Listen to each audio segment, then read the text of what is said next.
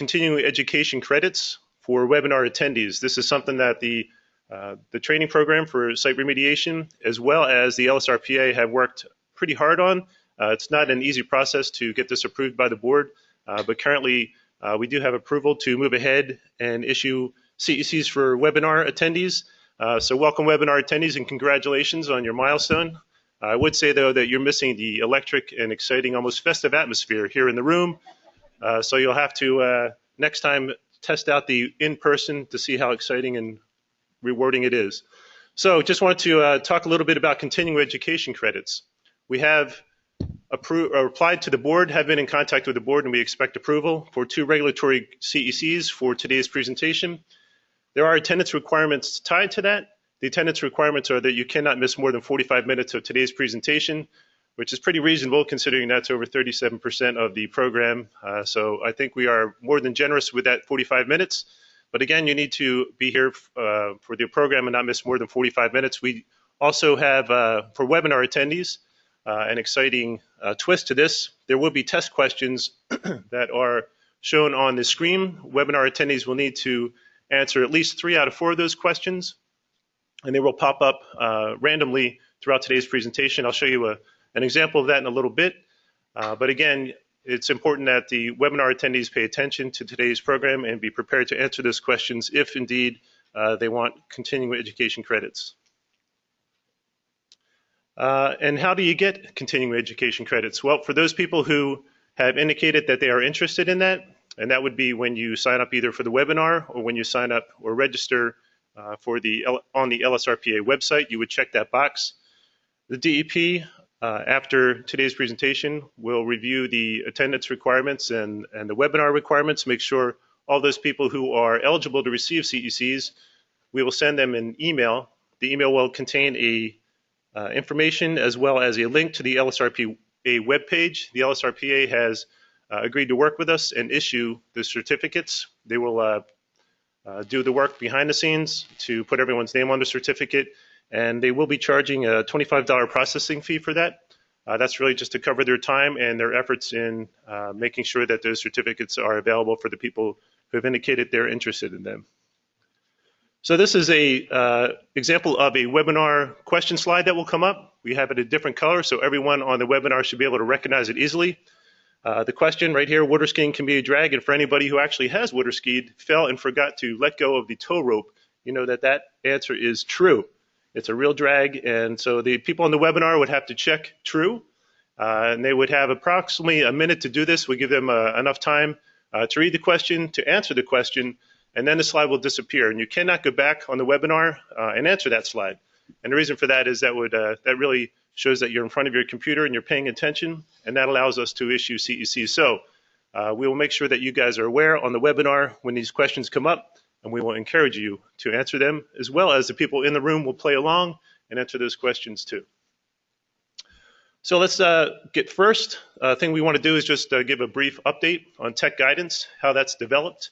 Most of the people in the room have either been on a tech guidance committee or probably on the webinar as well. But there are folks who don't understand the process, so we're going to go over it just briefly. The tech guidance committees, they consist of 5 DEP staff and 7 stakeholders. It's a pretty well-rounded group. The topics for tech guidance committees, for round 1, they were selected during meetings in the fall of 2010, and for round 2 were the summer of 2012. In the first round, there were about 15 committees, actually 16 if we add, I'll show you in a second, we added 1 on to that. But also for the round 2, there are currently 8 technical guidance committees. Sometimes we have technical guidance committees that are requested by a stakeholder. An example of that would be the child care centers. We had a training on that, and it was apparent after that that there was additional guidance needed on that topic. Some people came to us afterwards and suggested that we form a guidance committee, which we did. And that guidance committee is working effectively right now to generate guidance. And another example would be the catastrophic events guidance, which was kind of suggested after Sandy to help people think about and prepare for catastrophic events, storms, at SRP sites. So as far as the review goes for these documents, we had to really balance the review process between receiving an unmanageable number of comments and actually getting the document out. And the way we did that, we balanced it with an internal review It goes to the Site Remediation Program Assistant Directors or Assistant Commissioner's Office. That's Mark Peterson. Everyone in his office receives a copy of the document, as well as site remediation managers. That would be directors, assistant directors, and bureau chiefs.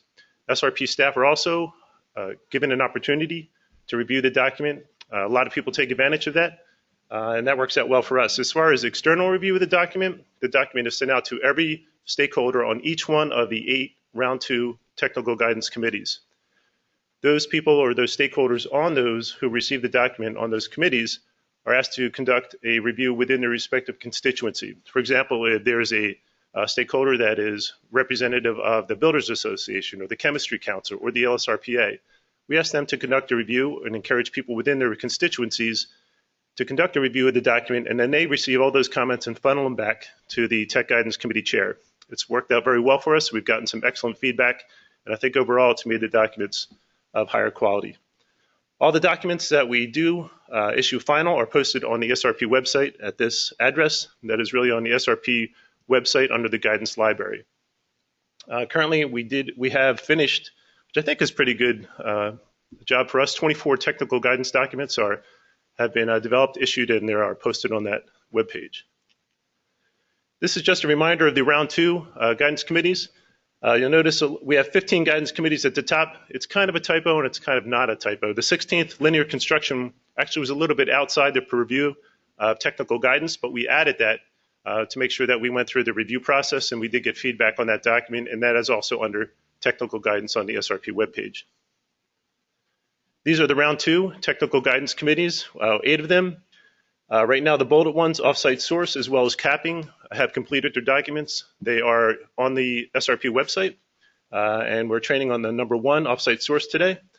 The next one I'd like to point out is number 3, historically applied pesticides. That document has gone out for review, has completed that process, has addressed comments, and they're making final edits now. That will probably be the next document that we have posted as final, and we will train on. Other documents to keep an eye out, I think number 6, evaluation of groundwater discharges to surface water. I think that document is nearing completion, and stakeholders on the committees should receive probably a distribution email soon to review that document. So that's it for tech guidance. Right now I'd like to introduce Dan Toder, who's a board member on the LSRPA. Dan's going to give us an update on the LSRPA. Dan?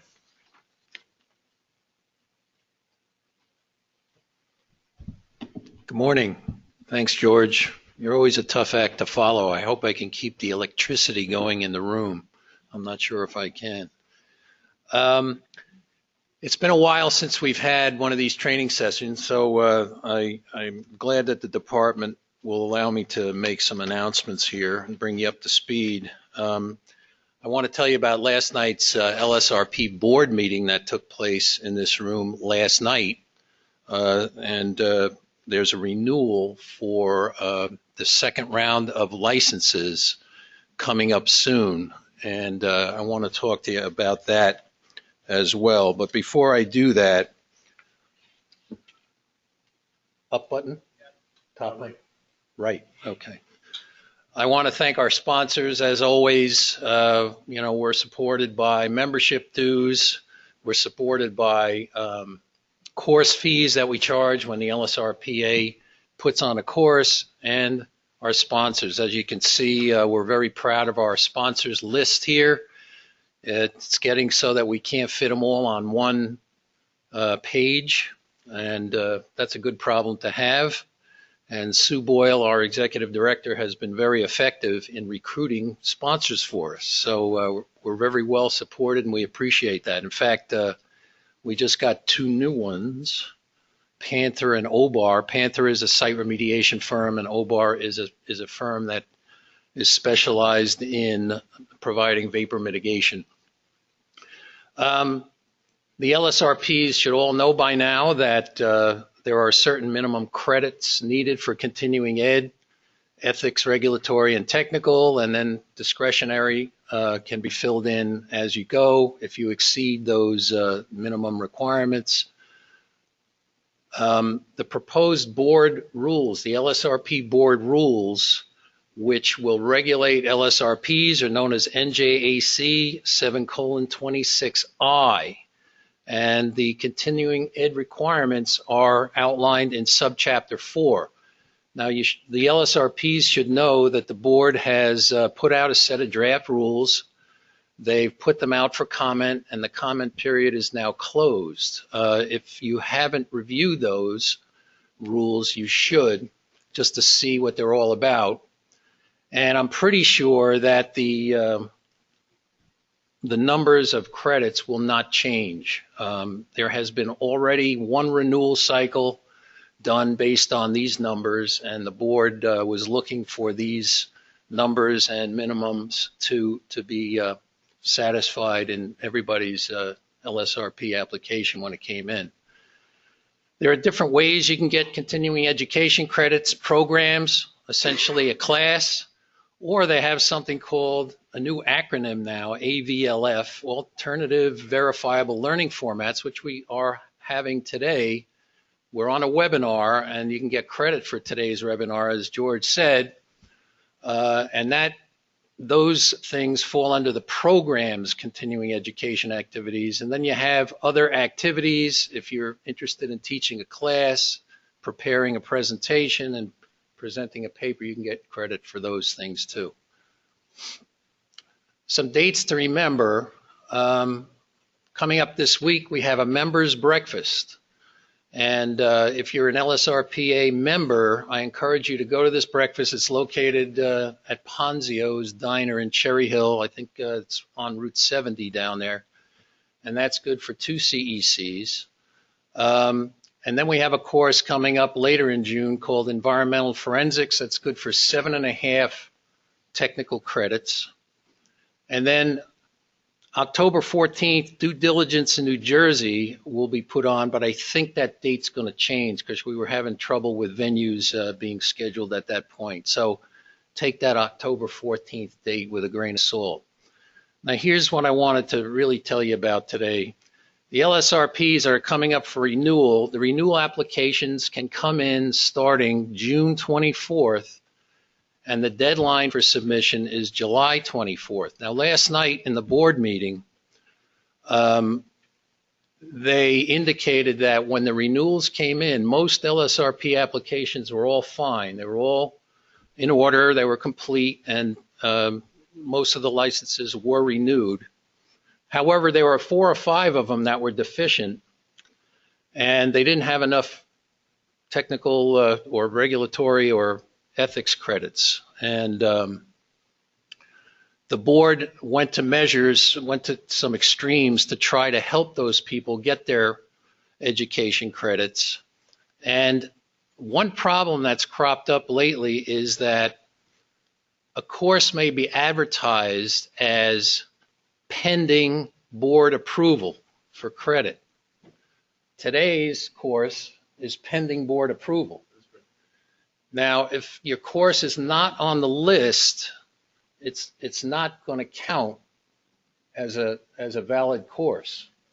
So hopefully, if somebody today is depending on those 2 credits for their renewal application, those credits are going to need to be approved before the application goes in. And hopefully that will be before July 24th.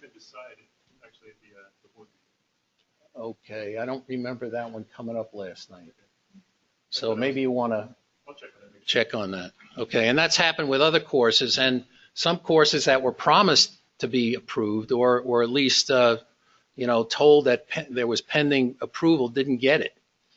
So people are sitting there now with credits that are not really valid. So if you are an LSRP that is intending to renew your license by July 24th, please make sure that you have all of your credits and they're all approved. And you can check the board's listing on the board's website to see if that course is an actual approved course and it's on the list.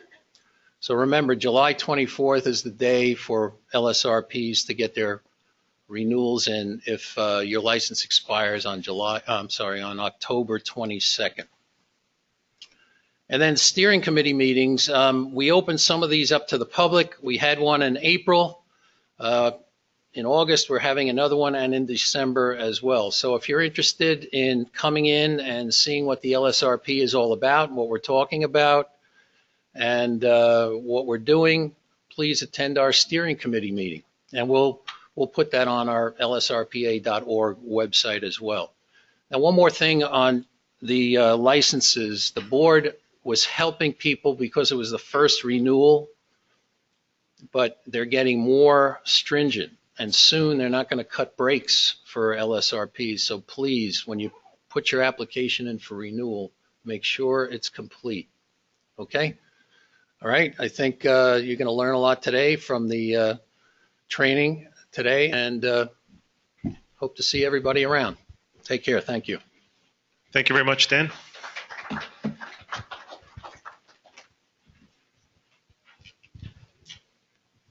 Okay, now we're going to get started with the today's main program. I'm going to kick it off and just cover briefly how the document was developed, a little bit about the document, and then talk about the regulatory basis for that document. So first of all, I'd like to acknowledge the work of our committee. We actually had an excellent committee, worked very hard. Some of them are here today. So could our committee members stand up just so everyone can recognize you?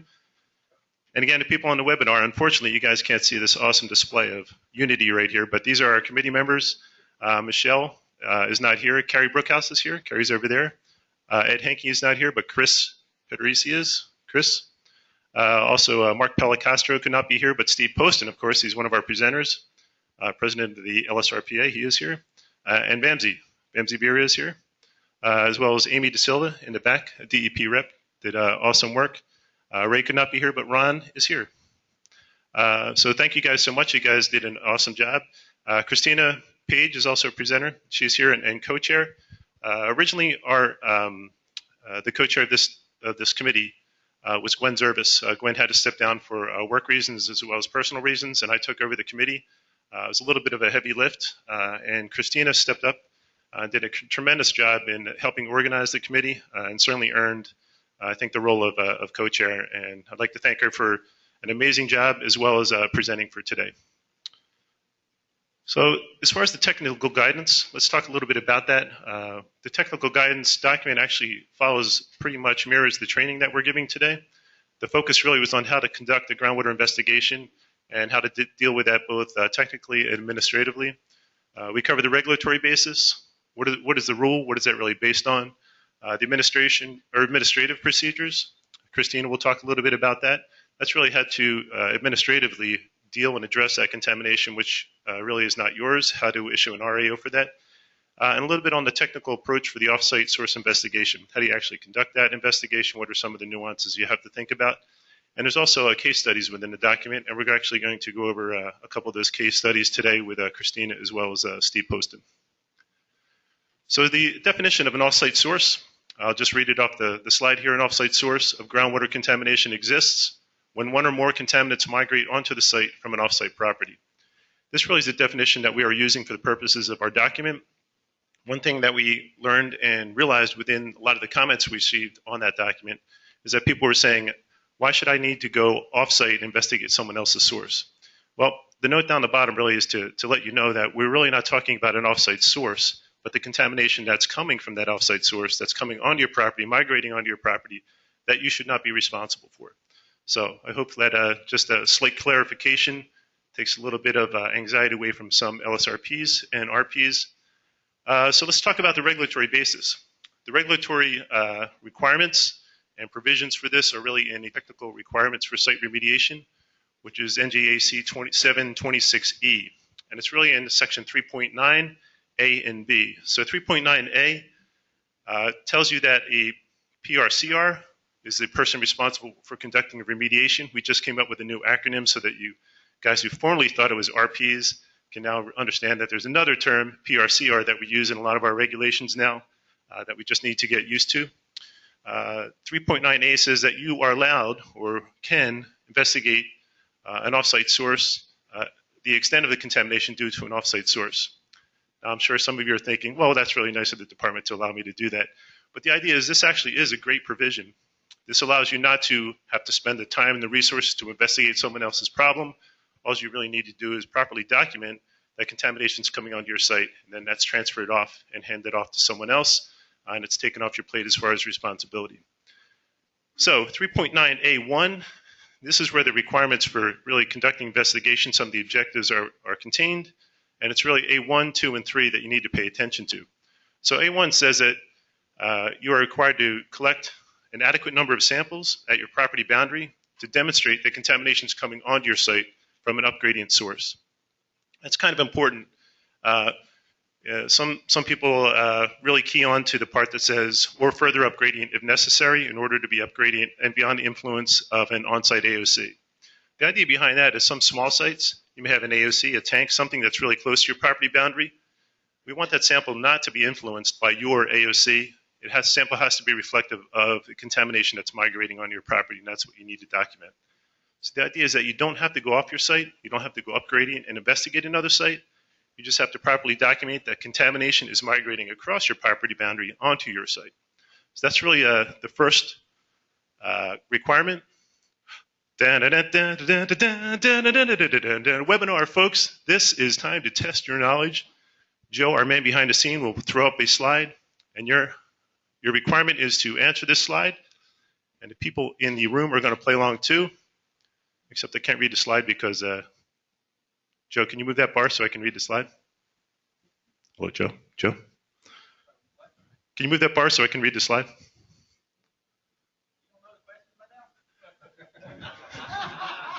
That's my man. Just said I should know the question by now. The question is, an off-site source of groundwater contamination exists when one or more contaminants migrate onto a site from an off-site property. Webinar folks, you have to tell me whether this is true or false. It's very important that you do that now because the slide will disappear. But we're going to ask the people in the audience. How many people think that is true? Okay, some people are paying attention. How many think it's false? Okay, excellent. Jerry, did you have your hand up on false? No, I was just pointing out. Okay, I understand. Okay. All right. Well, I just wanted to let you know, webinar folks, that the people in the room are paying attention, and they are doing an excellent job. I see that 80% of the webinar folks have voted, 88, which means we need to get a few more votes in there. 89, 90, 10%. You guys are going to be cut off. Oh, 91. Okay, we're going to give them another few seconds, and then we're going to move on. 1, 2, 3, 4. Got 92%. There's an 8% out there that aren't getting CECs. You better jump on it. Okay, that's it. All right, Joe, we're going to move on.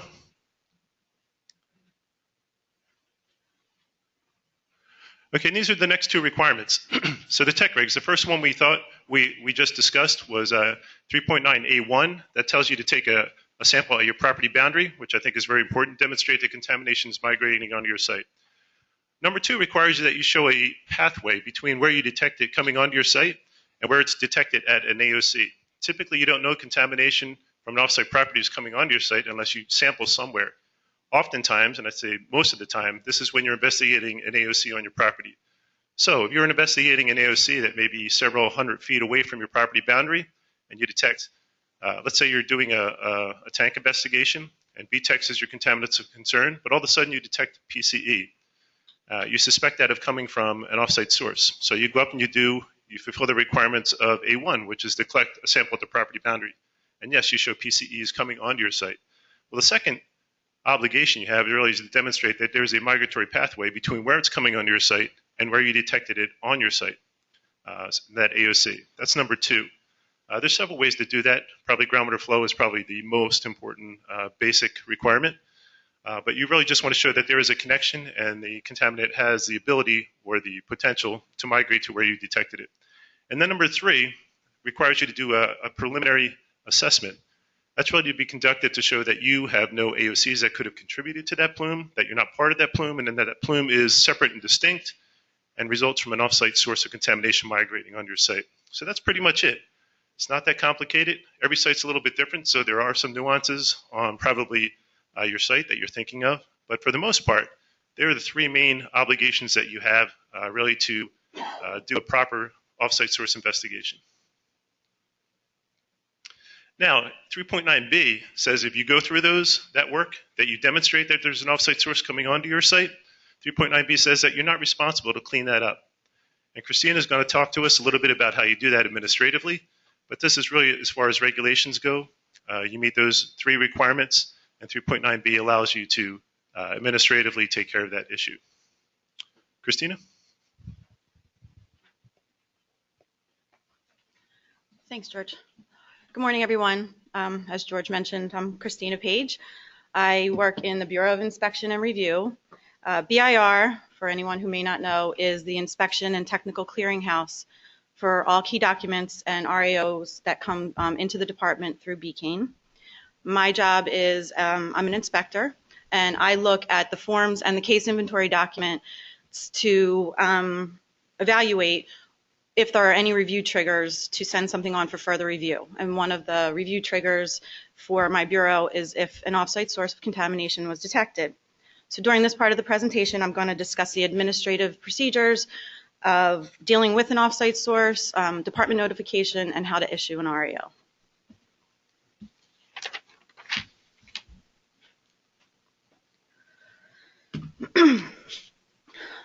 SARA in 16K requires that an LSRP notify the department that a discharge has occurred. So when contamination is detected, it needs to be called into the department. This can result in multiple communication center numbers or incident numbers, and I just want everyone to know that we use those terms interchangeably at the department, the communication center and the incident number. So on ISRA sites, department policy allows 1 call to be made when contamination is detected initially and does not require additional calls to be made if contamination is detected later in the investigation. For example, on an ISRA site, if the initial call was made for petroleum hydrocarbons, but later in the investigation chlorinated solvents were detected from an on-site AOC, another call would not need to be made for that contamination. This is because ISRA ultimately requires an entire site or the leasehold to be addressed. However, if you made the initial call, but then detect contamination that you suspect is coming onto your site from an offsite source, call it into the department. This would be the first notification for the offsite source. Having this incident number will help you administratively when issuing the RAO for the offsite source of contamination.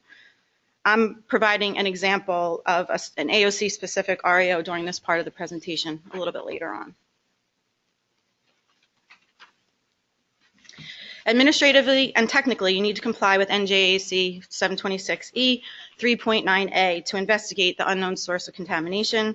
George is going to cover the technical aspects in the next section of the presentation, and obviously I'm covering the administrative aspects now.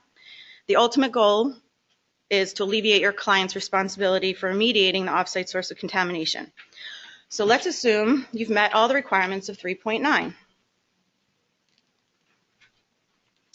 Once the investigation of the offsite source has been completed and the contamination is verified to be migrating onto your site from the unknown offsite source, another call should be placed to the NJDEP hotline. This call represents the second notification and should be reported as groundwater contamination that is verified to be from an unknown offsite source. So when you make the call, you're going to provide the site info. And when I'm talking about the site in this case, it's the site that you are working on, not this offsite source where you've detected the contamination. You will then be issued a second incident number, and I'm going to now explain administratively what you do with the first and the second incident numbers. So at this point, you can issue an RAO for the offsite source of contamination. The RAO can either be AOC specific, or depending on where you are in the investigative process, it could be an entire site RAO. For the purposes of the presentation, like I said earlier, I'm going to do an AOC specific RAO. The first communication center that you called in for the offsite source originally tied the contamination to the responsible party. When I put up the example RAO, you'll be able to see this better. That first communication center number is inserted into the reference section in the RAO document that you issue. When you put that first incident number on the reference section of the RAO, it alleviates your client's responsibility to remediate the offsite source of groundwater contamination. The second communication center number called in for the offsite source gets inserted into the contamination remains on site from an offsite source notice in the RAO. The department then closes the first incident number, so it takes the responsible party off the hook, and it unlinks the responsible party from the contamination and uses the second number internally to check the contamination to determine if further investigation is necessary. So here's an example of an RAO, which hopefully many of you have seen. And the first number that was called in, we'll say it was called in 2012, and that was when you knew you had an unknown source of contamination. So that was the first number called in. And then here's the contamination remains on site due to offsite contamination notice. And then this is where you put the second incident number, and this is the number the department will use to track to see if any further, in the event that any further investigation is necessary. Questions? Questions? We got one over here. Erica? Again, everyone has to wait for the microphone. Very important, so people on the webinar can also hear the question. How about if the contamination is not verified and it turns out to be from this site that the person's working on? Then they would need to investigate. Yeah, I'm talking about the initial number that was called in. How does that get linked? Does that get linked to the case? That would just remain with the case. Yeah, it would stay with the case, because when that initial call is made, it's tied to the case until the RAO is issued. So it would stay with the case. Yeah, if you can't verify that as an unknown offsite source according to 3.A, 1, 2, and 3, and that's not verified, then basically it's your contamination. You have to fulfill all the obligations within the tech regs and marks. The questions? Thank you. Of course. Nick DeRose, how does this guidance apply if you're delineating impacts and you encounter an off-site source downgrading of the site? And you want to make the distinction that it's not related to your release. George, do you want to answer that? Because we discussed that a lot in the... Yeah, actually, this guidance really is for contamination coming onto your site that you want to be relieved the responsibility of. If you're chasing your plume down gradient and encounter additional contamination, you have an obligation to notify the RP on that site, the property owner. That then becomes a site that they need to investigate. If there's I would guess an argument between whether it's your contamination or someone else's contamination, additional work would need to be done to clarify that. But this guidance really only focuses on the contamination that would be coming onto your site at that point.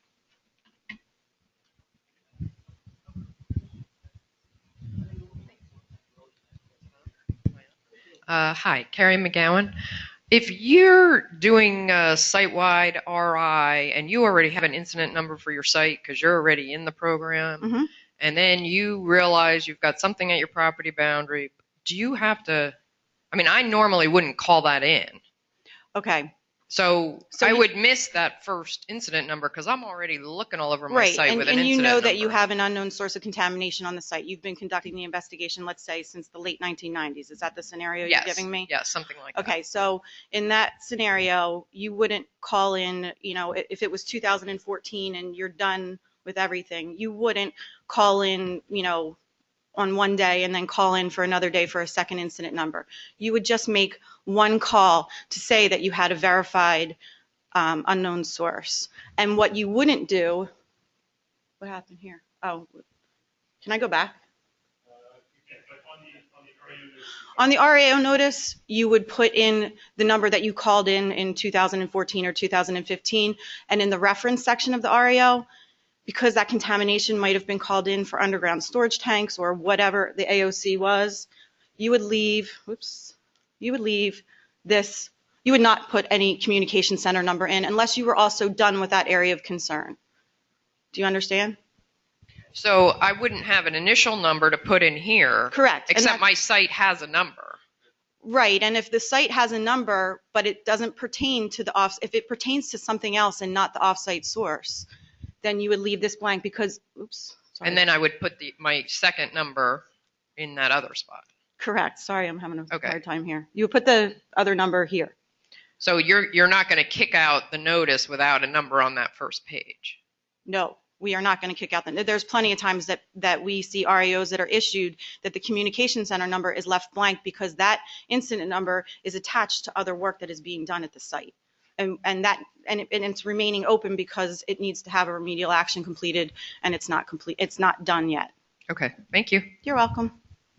Again, one of the issues is if you did put your original number in the original header, that would actually cause more confusion because then that's tied to other AOCs, that's tied to other work that's being done on the site and it's not being closed out. Right. If you would have to issue an amendment if that was the case. If you put Right. an incident number in that pertained to something else, we would ask you to amend it and remove the number because we still need to keep the case open and active until the remediation is complete.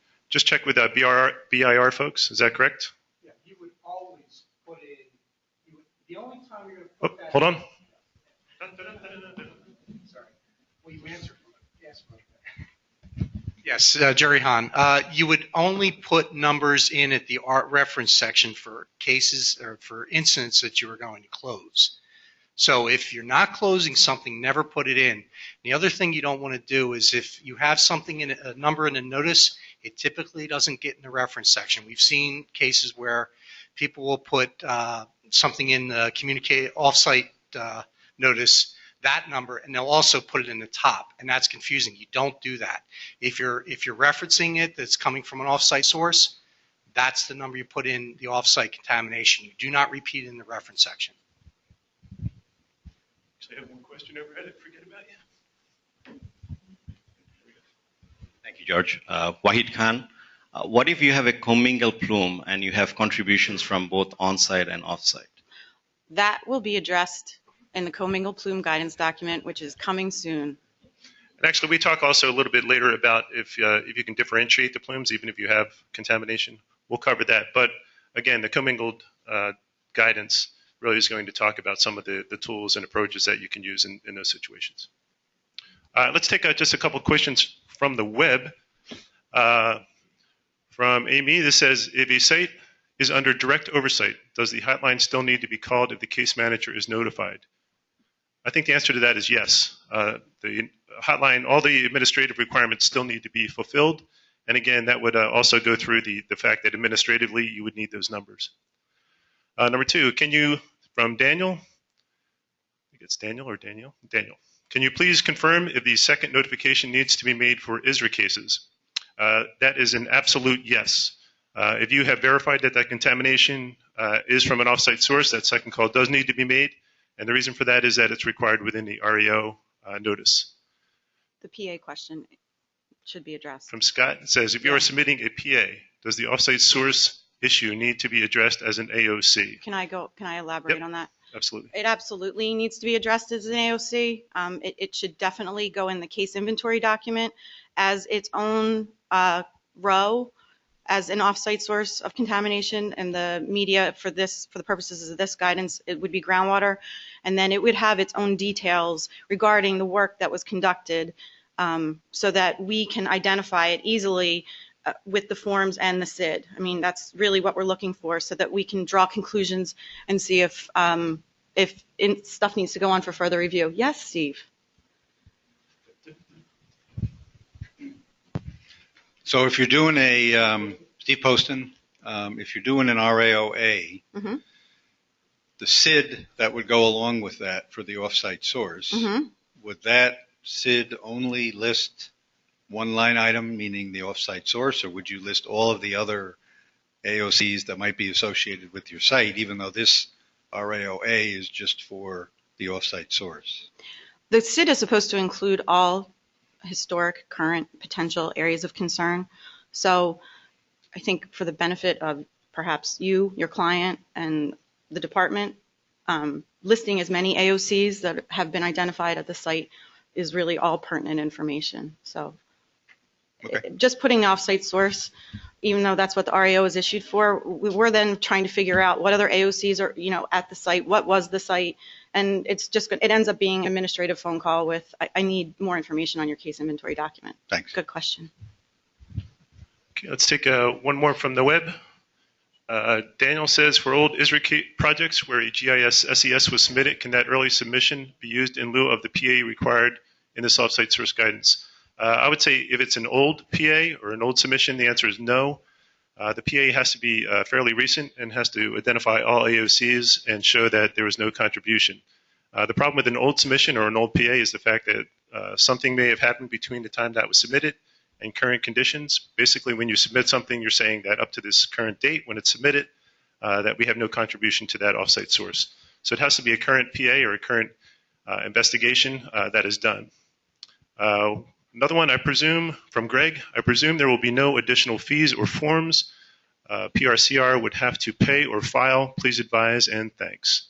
That's a good question. I don't know. I don't believe so. Nothing in addition to what would normally be required. We'll take another one. This is from Pete. Hello, Pete. How you doing?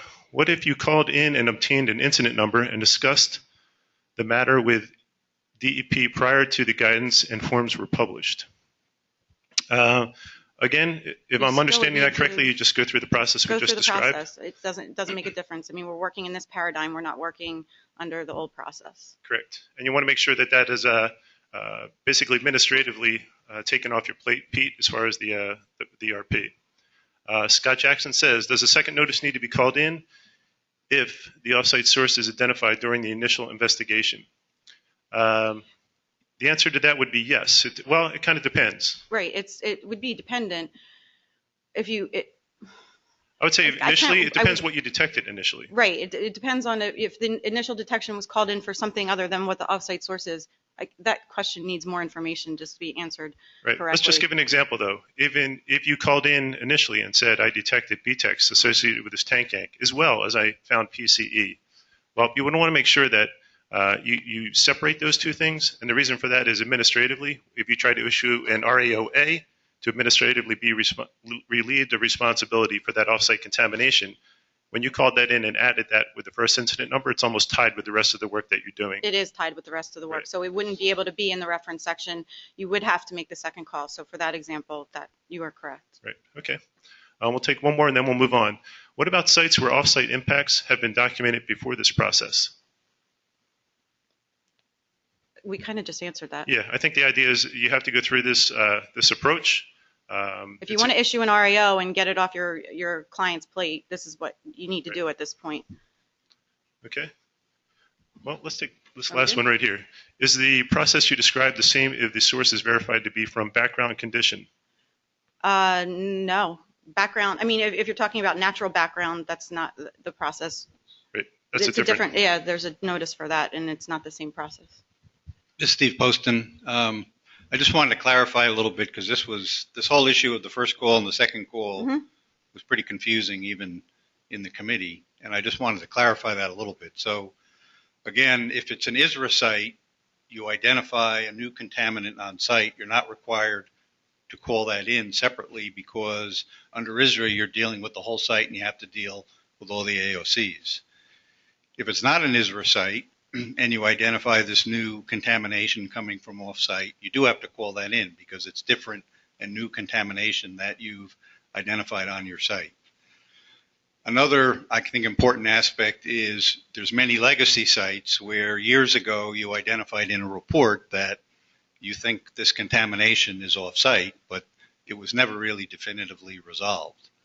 In that case, that's where you don't need to make the first call. You already identified in documentation that went to DEP that you have some off-site contamination, but that was never definitively investigated and closed. So the situation here now is that now you do have to definitively investigate it. And when you determine that it's verified, you only make the second call. You don't have to make the first call because you previously identified that contamination in older reports. Yeah, I think that was Carrie. Was that the lady's name? Yep. So you just make it, so for these legacy cases, you would just make a second call, and then you wouldn't include an incident number in the header. You would just include the new incident number from your second call in the body of the RAOA. Thank you. All right, let's move on. We'll try to get to those other questions since they're mostly related at the end. But now we're going to move on to, it'll work. They don't really work. Now we're going to talk about the investigative process for the groundwater investigation. This is really, again, in regard to the tech regs, meeting 3.9A, 1, 2, and 3. But first of all, really, to set up any sort of sampling or investigation, this technical guidance, as well as many technical guidances that the department issues, really suggests the use of a conceptual site model. As most of you know, and hopefully most of you use this, a conceptual site model really is an illustrative or written representation of what's going on at your site. The processes, you want to try to understand the source, migratory pathways for contamination, and potentially any receptors that may be impacted or are currently impacted. So oftentimes you have no information. You can use whatever information is available, and as new information is developed through the investigative process, you refine and update the conceptual site model. It certainly should help you identify where you might want to sample and better understand what's going on at the site. So let's talk a little bit about the data objectives of the investigation. We went over them basically, and when we were talking about 3.9, first thing again is to document that you have contamination coming onto your site from an off-site property. That is really taking the sample at the property boundary. The second is to demonstrate a migratory pathway for that contamination. How does it get from where it comes across the property boundary to where you detected it on your site? And the third, to do a PA and rule out any AOCs that may be contributing to that contamination. Oh, here we go again. Time for another webinar quiz. So people on the webinar, I hope you're paying attention, and we get 100% response on this one. So this question would be, what is one data objective of the groundwater investigation? A is to collect a large number of soil samples. B is to demonstrate there is a groundwater migration pathway. And C is to alert the DEP case manager of an IEC. I know there's a lot of electricity in the room and anticipation, so we're going to ask the people in the room what the answer is. How many people think it is A? Okay. How many people think it is B? All right. And how many people think it is C? Okay, I just want you to know on the webinar, everybody in the room got that correct. So I expect great things to happen on the webinar when we get these results back. We have 80% voted, 81. Come on, webinar participants, run to that computer, log in. Actually, I know you're all sitting in front and paying attention. I'm just kidding about running back to the computer. 89%. Give you a couple more seconds.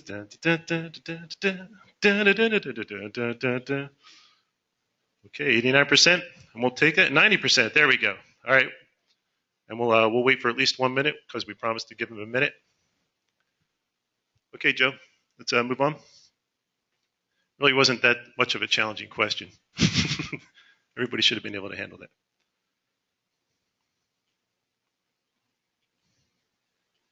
Okay, there we go. So let's talk about the groundwater investigation again. The first data objective, or really the objective of the investigation we talked about, is to document that contamination is migrating onto your site. One of those basic, data or things you want to know about your site is groundwater flow direction. You want to establish up-gradient, down-gradient relationships. I mean, that is just a basic tenet of a groundwater investigation, trying to figure out where the groundwater is flowing from and where it's going to. So absolutely, you don't want to sample your down-gradient boundary to show that contamination is coming across your site. So you really need to know what's up-gradient, what's down-gradient, and you want to sample your up-gradient property boundary. You want to sample all relevant water-bearing zones. If you detected the contamination that you think is coming onto your site from an off-site source in an intermediate aquifer, you're certainly not going to sample the water table up-gradient at your property boundary to try to demonstrate or detect contamination migrating onto your site. So you want to make sure you're sampling in the correct aquifer or water-bearing zone. And the other thing is the third that we talked about. If you have an AOC that's close to your property boundary, well, you want to make sure that you're beyond the influence of that. So you might want to move up gradient and take an additional sample, or take a sample further up gradient from your AOC to be beyond the influence of that AOC. There's actually information on the groundwater SIRIRA technical guidance. And again, that is available on the department's website and provides more information on conducting a groundwater investigation. So we talk a lot about developing lines of evidence, and I think this is really important, especially at complicated sites. This is one of Steve Poston's favorite topics, is lines of evidence. He'll actually be talking about that in his case study. But again, you want to show that there's a migration pathway between where you detected it at your property boundary coming across and where your AOC is. Again, groundwater flow direction, probably one of the most basic pieces of information that you want to have. Also want to talk a little bit about changing pumping conditions. As we all know, if there's a strong pumping influence, upgradient and downgradient relationships can be modified. Side gradient may all of a sudden become upgradient or downgradient. So you want to be very conscious and aware of their pumping influences maybe on your site, and also aware of preferential pathways, zones of higher permeability, utility corridors, trenches, that kind of thing. Contamination often follows those. So you just want to be aware of a lot of things that are going on in your site, and you're basically developing lines of evidence or an argument for your case, and you're supporting decisions and conclusions. You may need additional lines of evidence. Sometimes the site's a little bit more complicated. Maybe you need more groundwater samples. Maybe it's not quite clear, the information that you're getting back. Sometimes you get information back and it doesn't quite correlate with the conceptual site model that you're making or developing. So you need a little bit more information to clarify issues. If you can't figure it out and you submit it to the department, the chances are you'll be getting a call because the department can't figure it out either. So if you're submitting an RAO, you want to make sure that all your conclusions, anything that you state in that RAO are adequately justified and can be understood by the department. That'll certainly make processing of that RAO much cleaner, much easier, much faster. You may also want to try or consider fate and transport modeling. Again, if you have a complicated site subsurface, lithology, hydrogeology, you might want to consider a little bit of groundwater modeling, try to make things a little bit more clear. And you might need additional information. Maybe you need additional information on aquifers, lithology, confining units, clay layers, that kind of thing to help support your conclusions. So we talked about this pretty, I guess, extensively on the committee. Actually, one of our committee members, NRP, for an oil company said, well, what if you have a truncated plume and you're trying to develop a concentration gradient between where you detected it coming across your site and where your AOC is? What if there isn't that simple concentration gradient? What if you have a truncated plume or an intermittent discharge? Well, the idea is that can happen. Again, if you're developing lines of evidence, this is just a little bit more of a complicated scenario. It would require additional information. It would require you to develop maybe a few more lines of evidence to support your conclusions. So again, that's something to be aware of and to consider when you're doing your groundwater investigation. So to conduct a preliminary assessment, this is really your third data objective, to demonstrate that you have not had a contribution to that on-site contamination that's migrating onto your site, that plume. You want to rule out that your AOCs are contributing to that. And again, use your conceptual site model to base your sampling locations and to guide you through that process. The other thing is, and this is pretty basic, right here we have just the classic breakdown of PCE. These are breakdown products from PCE, TCE to DCE to vinyl chloride. There's a lot of secondary breakdowns and pathways, but these are just the major ones, and really it's just put up there to make you think about and aware if you're trying to demonstrate PCEs coming onto your site, but you also have TCE detected on your site, or DCE, or even vinyl chloride, that they are probably related. So you want to make sure that you're sampling for all of those breakdown products when you're trying to conduct your investigation. And here we talk about the AOCs related to your, that you are identifying in your PA. Actually, we just talked about this. Christina said it's always good information to include on your case inventory document. And the idea behind that is it gives us a little bit more information as the department, the inspectors, the reviewers, to make decisions so that they're not bothering you. But ultimately, when you're doing a PA, there's no such thing as a partial PA or a limited PA. You have to conduct the entire PA. However, if you identify AOCs, you can focus your SI on only those AOCs that are related to the offsite source. If you're doing an ISRA investigation, it's a little bit different story because you're doing an entire site. But if it's a AOC specific, you can target your sampling for only the AOCs related to the contamination coming onto your site. Again, we have information in more detail for conducting a PA, as well as, again, the groundwater investigation on our website.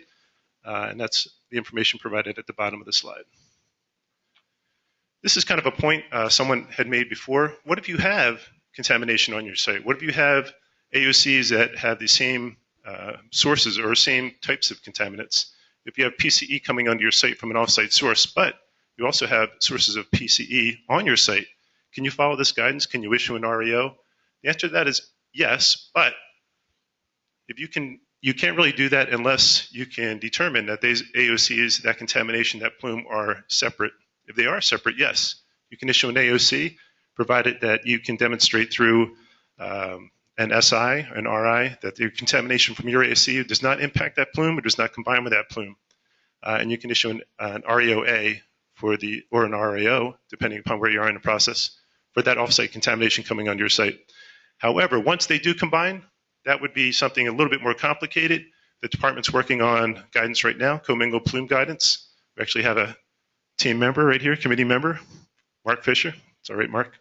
Mark's one of our more productive members, and I appreciate him being here. But the idea is once those plumes combine, a lot more factors, a lot more complications come into play. And the commingled plume guidance really is designed to identify some of those, provide some of the approaches, tools, in order for you to move the process forward.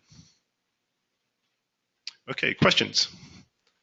Have a couple questions. What do we favor?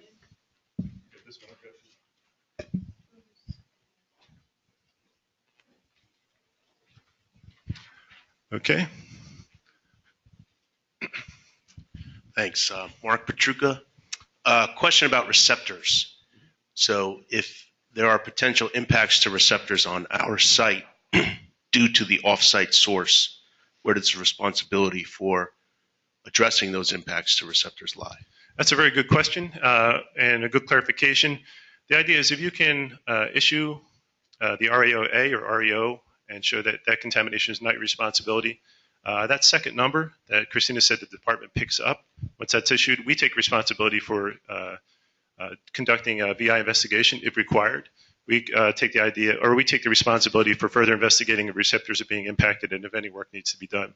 However, one caveat probably to that is that if you are trying to prove that it is an offsite source that's responsible for that, and during that investigation, receptors are being impacted and you're not doing anything about it, if later on you cannot prove that, then you actually are probably responsible for that contamination. Maybe you missed regulatory or mandatory timeframes, so that's something to be very concerned about, especially, and the other thing is, if your people are being exposed to that, you want to make sure that they're protected while the process moves forward.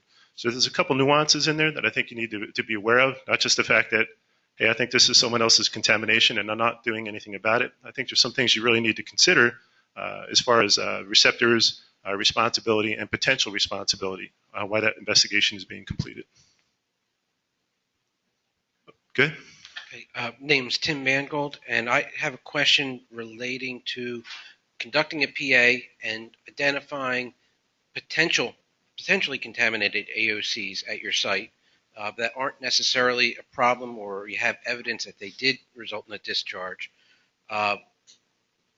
all in an effort to, let's say, clarify that there are USTs at a neighboring site which are out of the system that need to be investigated and may be this source.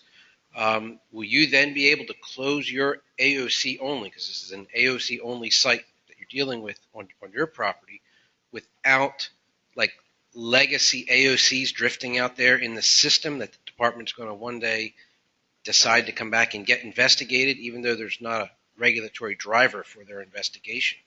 Are you going to have these kind of legacy AOCs floating out there in the ether?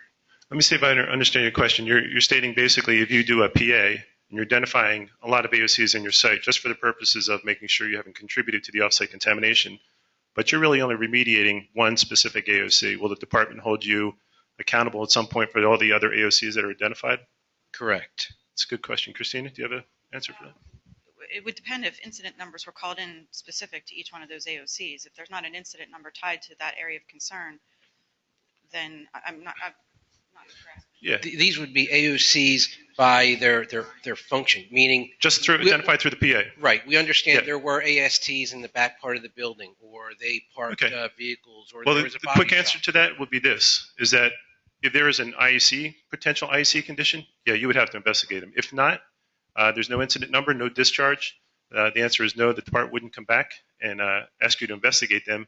But at some point, you, as the RP on the site, may know that, hey, we've identified information. These might be issues that we need to address at some point, but the department would not come looking for you to deal with them. Right, the case, you would indicate those AOCs on the case inventory document if we're talking about working here and now. And you either determine whether no further investigation is required, or at some point you're going, you identified a potential source of contamination and you're going to investigate them. No, well, maybe, I didn't think it sounded like two different answers. We're not going to come after you. You need to make that determination that you're either no further investigation is required, or there's potential that. I think Christina's saying if you're identifying AOCs and you're not sure, you still have to investigate those, right? Well, you'd have to investigate and make sure they're not contributing to the contamination. So say you have BTEX contamination coming onto your site from offsite, and there's something, an AOC that's potentially you can't rule out that it hasn't discharged BTEX. You would have to investigate that to show it hasn't. So you're doing an SI just to show that this is not contributing to that. That's the investigation we're talking about. Not that you would have to identify and investigate all your AOCs, unless, again, there was evidence of a discharge. If you saw a discharge on the ground, that's a different story. Any discharge needs to be investigated. But if you're identifying potential AOCs, there's no evidence of a discharge, there's nothing you have to investigate, then the answer is no, we would not be coming after you to investigate the AOCs identified. Only to the extent then to document that they're not influencing the plume you are looking at. That is correct. All right, let's take one from the web. This is from Brian. Brian says, if you are an LSRP on industrial property who is responsible for AOCs only associated with the former ISRA owner operator and believe there is contamination migrating onto your AOC from an unknown upgradient source, but the source appears to be on site from the current owner operations, do you follow this guidance document? In other words, is this migrating contamination considered off-site contamination? That's a little bit more of a complicated scenario. That's really almost seems to be like almost an overprinting, or I think it really depends, Brian. It depends where the contamination's found, who the property owners are. If there's one RP, but then different tenants on the property that have contributed to contamination, I think that's a little bit more complicated than this document would identify. However, if there are different property owners, say one person owns one part of the property, one part owns the other, then you would follow this guidance.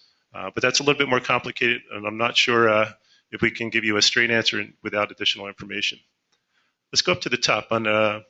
Would you be issuing an unrestricted REO for the offsite contribution once confirmed, even if you still have on-site, I would assume, AOCs that you are working on? The answer to that is yes, and it would be an REO-A that would be issued. Christina covered that. And you would issue that REO-A, be relieved of responsibility for the contamination coming onto your site while you're still investigating and remediating other AOCs. You want to take one? We have. Okay. Carrie? Hi, Carrie McGowan. I actually have two quick questions. The first is I just want to confirm that when we're doing the PA, we are not doing a PA of where we think the contamination is originating from, which would be some offsite property.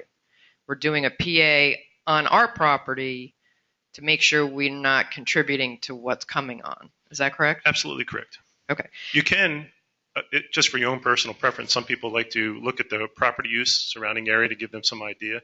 But the idea is you are not required to do that. You're just required to look at your own site, your operations, historically current, make sure that you have no potential AOCs that could be contributing to that contamination. Okay, great. Thank you. And the second question was in regards to one of your slides, which was discussing the CID, which I think conflicted with the information we were given in answer to the other questions. The slide said the CID should only have the offsite source identified, not all the property. Right. And we like to confuse you like that. I appreciate that. Thank you so much. But the idea is you do not have to submit that information. You're not required to submit the information on your SID, except for any AOC that could be potentially related to that contamination coming on your site. However, Christina and a lot of the people in BIR who do those inspections and reviews look at that information. I think her recommendation was it's always good to provide additional information so that you're not questioned on it. But as far as requirements, you do not have to submit any information additional on the SID unless it is potentially associated with a contamination coming onto your site. Okay, so I don't have to make a special SID for this if I don't want to, but I can. Yes. Okay. Thank you. Jerry has a comment, George. Jerry? Yeah, the reason why we're asking for some of the other areas of concern on there is because we have to determine whether we're closing out the database or not for that case. So if there's other areas of concern that you're aware of, that you're still investigating, it's really beneficial to you and to us that we know about those, so we determine that we can leave that case open and we can continue with the process and close it out. So the answer is I will modify that slide just to eliminate the confusion. But as far as requirements, that you can do a separate one associated with just the offsite contamination. But it sounds to me like it would be beneficial to include others just so that BRIR is aware of what's going on. Let's talk about what if an RAOA, did we get that one? What if an RAOA is ready to be issued, but the offsite source contribution investigation has not been verified? What number would then go into the notice section? Well, the answer is you can't issue an RAOA for the offsite source contribution if it has not been verified. Am I correct? You wouldn't put the notice in the RAO. If you completed the investigation for another area of concern and wanted to issue the RAO, that's fine. Until you finish the offsite source, that notice stays out of the RAO. Right, so the idea is you would still be required to address that contamination until it's taken off your plate through the RAOA. Do you have a clarification there? Yeah. That would be the groundwater not yet investigated notice that would go into the RAO. Okay. Let's take one more. There's a question in the audience. Good. Kevin Billings, how quickly will DEP look at the CID and the information coming in for an offsite source RAO? What do you mean? From the time it gets from BCANE to us to? Yeah. I'm not. Realistically. I think that kind of goes Yeah, along I with any can't give you a case real- processing, which kind of Right, goes we up have and a down. backlog. It I'll depends let on a the supervisor volume answer received. that question. Jerry, do you have any feedback? Yeah, it's first in, first out. We handle them as they come in. We have a lot. Atwood Davis. It also means that we have the requirement to get to it within 3 years. That's basically the nuts and bolts of it. I would say they're a little better than that. They do get they get to it as soon as they can. But there's been times, for instance, when there's deadlines and a large number of submissions come in. Oftentimes that really creates a backlog. It takes a little while for that backlog to be processed, and then they're usually back into a very reasonable time frame. So are you worried about the time when it comes into the department and when you're relieved of responsibility? Me or somebody else, yeah. Right. Where there's a source possible on site, there's a source adjoining, it's clear. They submit. What will eventually they'll get to it. What if they get to it after the 3 years? Well, I think the idea We is. haven't had that scenario yet. Yeah, so. plus after 3 years, I don't think we have the ability Not to to my investigate and argue up to Oh, 3 years. okay. So I think that's why Atwood said 3 years. After that, we've missed our opportunity to raise an issue on that particular REO. Okay. Oh, Mark has a question. Yeah, Mark Roslovic with the UHOT program. I just wanted to say that this guidance document also has provisions for the UHOT tanks also, if you need to investigate off-site groundwater. There's a section here that refers to the guidance just for UHOT tanks, and you should go over that also in case your client wants to investigate off-site when you encounter a problem that is not from a UHOT site. That's a good point, Mark. And we kind of intentionally stayed away from really addressing UHOT issues.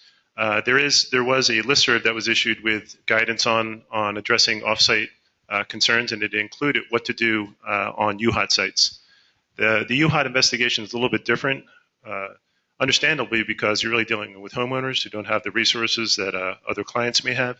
And so the conditions are slightly different, but they're really covered in that listserv that was issued. It's actually administrative guidance, and it covers 3 scenarios. It covers our scenario as well as this guidance document that really addresses, but it kind of stayed away from the homeowner issues because they were a little bit different, and we were hoping that the UHOT rules would be issued at some point. So that's why they're not specifically covered in this training. You want to take one off the whip? Go Okay, let's take one from Thomas Adams. When the PA is performed, is it an absolute requirement that all AOCs be subject to site investigation, even if it is reasonable to believe that certain AOCs are too far away, and there's other reasons to believe that they could not be contributing to the offsite source AOC? This is probably a perfect example of where professional judgment would come into play. We absolutely require a full-blown PA. Again, there's no such thing as a partial PA. There's no such thing as doing a focused PA. You have to do an entire PA. Professional judgment at that point really, I think, would come into play in relating to the amount of investigation that may be needed at a specific AOC. But again, you have to support and justify all the decisions that are made at your site. Therefore, you want to make sure that whatever decision you're making can be understood and has a reasonable basis for making that decision that the department can understand. We'll take one more, and then we'll move on to our case studies. From Rocco, he says, what if you are in RI phase and offsite contamination has been documented, but do not know where it's coming from? Again, I think we covered this. Your obligation is not to identify the source of that contamination. Your obligation is only to identify the fact that contamination not related to anything on your property, but from an upgradient source is migrating onto your property. And that really is the sample you're taking at your property boundary. So therefore, you're not obligated to investigate a source, where it's coming from, who's discharging it, who's causing it. Your obligation is only to show that it's coming onto your site. At that point, the department would pick up that. We would try to triage that. We would try to identify other potential investigations. Actually, a lot of our work out of our EMSA section, BEMSA, they would actually go out and do a lot of unknown source investigations, and they do a lot of that work, which is investigative in nature, to try to identify a lot of contaminant sources that are unknown sources. Okay, why don't we move on with our case studies? A lot of good questions, though, and hopefully we've clarified a lot of issues. But next up, we have Christina, who's going to talk about a service station case study. Okay, so this case study that we put into the document is an extremely simplistic example of contamination migrating onto the site from an off-site source. And it was designed to show administratively the steps that you should take when issuing an REO.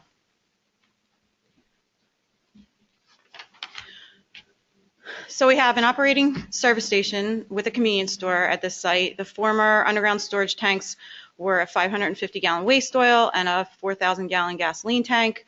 Currently, the site operates with two 10,000-gallon unleaded gasoline tanks and an 8,000-gallon diesel. Following the excavation of the 4,000-gallon and the 550-gallon tanks, post-ex soil samples were collected. Benzene was detected above the soil remediation standards where the gasoline UST was located, and soils were non-detect for all compounds where the waste oil tank was located. And the detection of benzene in soil triggered a call to the hotline. So the call was made for benzene related to the 4,000-gallon gasoline tank. As part of the investigation, 3 monitoring wells were installed on the site. Groundwater sampling was conducted. Benzene and PCE were detected in groundwater. So, like I just said on the previous slide, the detection of benzene in soil triggered a call to the DEP hotline. However, the detection of PCE in groundwater triggered another call to the hotline, and this is the first notification of the suspected unknown off-site source. So here's a figure of the site that we have. Here was the 4,000-gallon gasoline tank. Here's the 550-gallon waste oil tank. 3 monitoring wells were installed. There's monitoring well 1, monitoring well 2, monitoring well 3.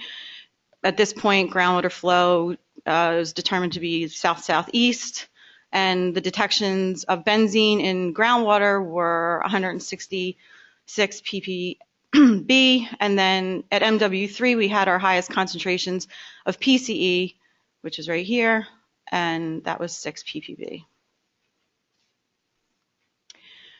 Based upon the information that we have at this point, 2 additional monitoring wells were installed up gradient, and then actually the well is side gradient for additional delineation. A PA was conducted and no on-site contribution was identified.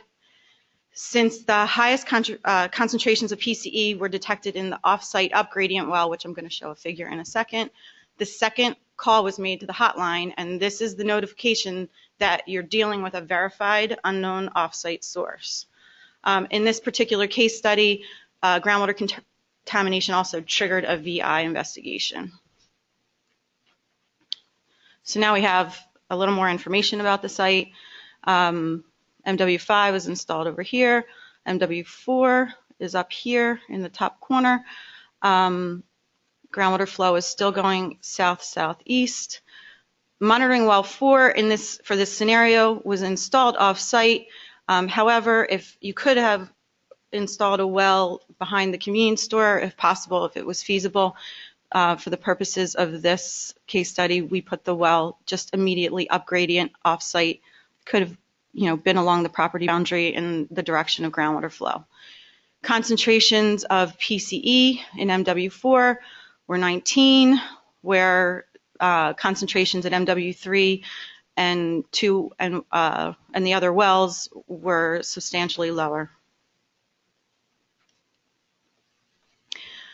So at this point in the investigation, you should be, asking yourself, what was the potential source? What are the pathways? And then, what kind of receptors do you have? Are there indoor air receptors? Are there potable well receptors? And in this case, there is a VI receptor.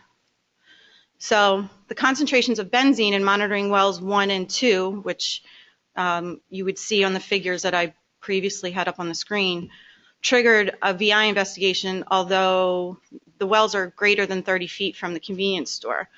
The 30-foot trigger distance for PHCs is based on the limit of groundwater contamination, not the well location. So the LSRP extrapolated groundwater contamination extent to be within the 30-foot trigger distance. As the case study continued, subslab soil gas samples were collected at the convenience store.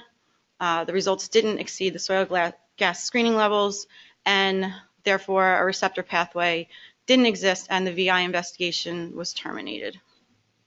So it's very simple, but it's to show administratively and technically what was done. Oh, look at that, George. Here we are. For webinar participants, it's time to test your knowledge. So get ready to make your answers. The question is, the vapor intrusion investigation was terminated because A, the air smelled like roses, B, site access was denied, or C, a receptor pathway did not exist. So everyone on the webinar, we'll ask you to step up to your PCs there or laptops and vote. And in the room, we will actually poll the audience and see what their answers are. So how many think it is A? I think so too. How many think it is B? All right, and how many think it is C? Okay, I would have to say, webinar audience, once again, the people in the room are amazingly intelligent and paying attention, and they have gotten this one right. So we hope that you do as well. Currently, at 40 seconds, we have 87% voted in. Hopefully that number will increase, and we'll wait 1 minute. Once we get to 1 minute, we will take the slide down and move on. Actually, one clarification I just wanted to make on the question is in regard to how quick would the department turn around the REO, and the idea really is that once it is issued and the department logs that in, that REO is valid. There's no approval process on REOs. However, if you submitted something that is not quite valid, or you don't support your questions, the department will call you, and if it's still unsupported, you may have that REO rescinded. That is a very rare case, but it does happen. Okay, anyway, just want to make sure we had that clarification. Okay, I think we're ready to move on. Thank you very much, Joe, and thank you for the webinar audience for your participation. Ooh, questions? Any questions on Christina's case study? One right here. Yeah, Perry Ruffolo. You say the hotline was first called in for the detection of the benzene in the soils. Yes. And then you have the first notification for the DEP hotline when PCE was detected in well 3, Mhm. and then you have a second notification when it was detected in the well 4, the upgradient well. Correct. Wouldn't the call in to the hotline first notification be for the soil release, and then the second notification be for the confirmation with the upgradient well that there is an offsite source? We're trying to discern that the initial call was made for benzene in soil. That was the initial call. That's related to the underground storage tank. The point I was trying to make is that the first notification for an unknown offsite source was for PCE in groundwater. So that is the first call, and when I made the presentation regarding the RAO, that's the number that would be put in the reference section. I understand it's a little, and then the second call was made regarding the PCE only. It's to be able to alleviate your client of not dealing with the PCE any longer. I think you're The getting caught benzene up still also with needs to be the investigated. notification. The reason we bold that is because early in our presentation we use that nomenclature, notification 1, notification 2. She's trying to basically identify that they are the numbers that you would put in the RAO where we told you to. As far as specifically calling the DEP hotline, you're correct. That first call would be your first call. Second call would be your second, your third, and so on. But in regard to an offsite source investigation where you're putting those numbers, the reason we bolded the notification as first and second is because earlier in the presentation, Christina showed you in the REO where you would put the first notification and the second notification. So as far as an offsite source of groundwater coming onto your site, that has really nothing to do with the benzene and soils. It's really the first notification where you think there's an offsite source happening.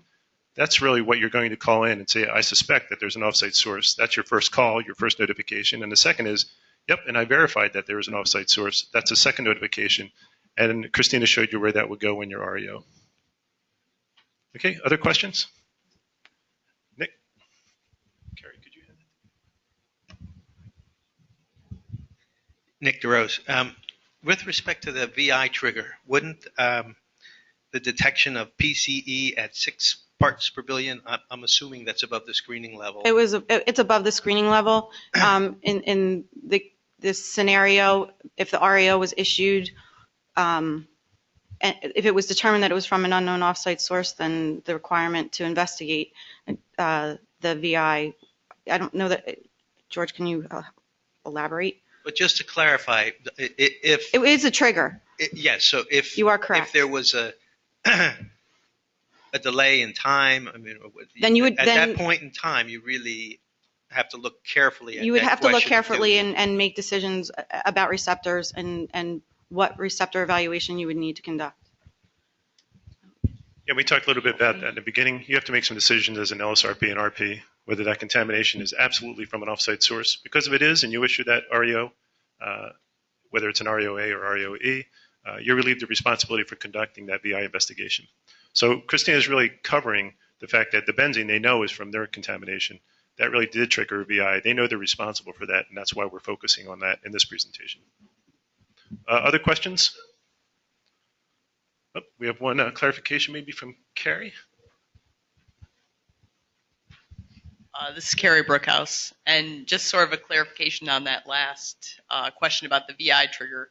During discussions in the committee, the one thing that we talked about, and as an LSRP, your number one priority is safety and health of humans and the environment. So if there's going to be a time delay, you probably would want to address that VI, do your investigation, and then at some point later, if you do discover there's an offsite source, you find out who the responsible party is for that, then you can maybe go back and submit a claim for those additional investigation fees since they're not yours. Very good point. Thank you, Carrie. Let's take a couple questions. Mm-hmm. We have a question from Robert Good. It says, if SI and RI sampling confirms offsite contamination, is a full PA still required? Yes. Answer to that is yes, absolutely. A PA is required to identify, and hopefully you've done that anyway. If you're going from an SI, RI, especially on an ISRA site, it's required. So the answer is yes, you do need to do that. Brian, his question is, if I have a large site that only has a small portion that is impacted by the offsite source, do I complete a PA on the entire large site, or can I just limit it to the impacted portion? Again, Brian, we had said that there's no such thing as a focused PA. You needed to conduct a PA on your entire site. We've argued this extensively within the department, within the committee, and the idea was, unless you do a full site RA, there's always potential that somewhere on your site, some operation may have impacted that, and you need to identify all potential AOCs. We have one from Joe that says, if you are terminating a CEA for an on-site contaminant, but have now identified one of the contaminants is from an off-site source, do you call in the off-site source and open a new case? Good question. I would think, I'm deferring to my bureau, I haven't had this situation, so you would call it in because you would need to be able That would, clarification? Or to Jerry? complete the investigation and close it out with an RAO. Absolutely, you would have to call it in and start the investigation over again. I would say if not, then you're responsible for that, right? And you would have to address it somehow. If it's an off-site source of a big source of contamination, yes, you would want to take it off your plate. We have a question from Thomas. We answered this question already. When a PA is performed, absolutely required. Second time. Okay, yes, a PA is required. Oh, let's go on to another. That was already answered. Let's go to Rocco again. For an ISRA site in the RI phase, how do you document off-site sources? I think you conduct the investigation and you. That's part 3.9, 1, 2, and 3 that we just went over. You make sure that you document it's coming onto your site. You document a migratory pathway between the AOC and where it's coming onto your site, and you conduct a PA to show you're not contributing to it. Frank Source has a question. Yes, Bill Hanrahan is here, and he's participating. Frank says, will the requirement for demonstrating groundwater flow direction apply to homeowners number 2, fuel oil and potable well and no discharge from on-site tank? Again, that's a UHOT, I would assume. Mark, is that a UHOT question we're talking about there?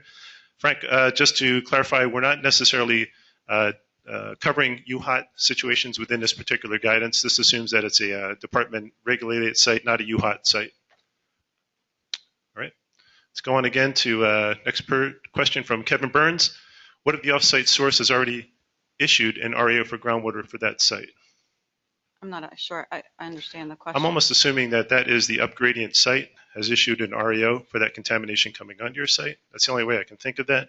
If that's the case, that would already be addressed. You should not be on the hook for that. But administratively, you probably want to identify that contamination that's on your site. Typically, again, you're conducting some sort of investigation on your site. So you would identify the presence of that contamination.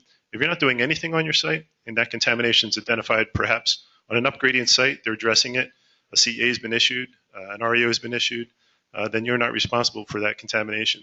But if you are doing an investigation to detect that contamination, you have to prove that basically that's really not your contamination, and we have an administrative process for that. Kevin Burns has a question.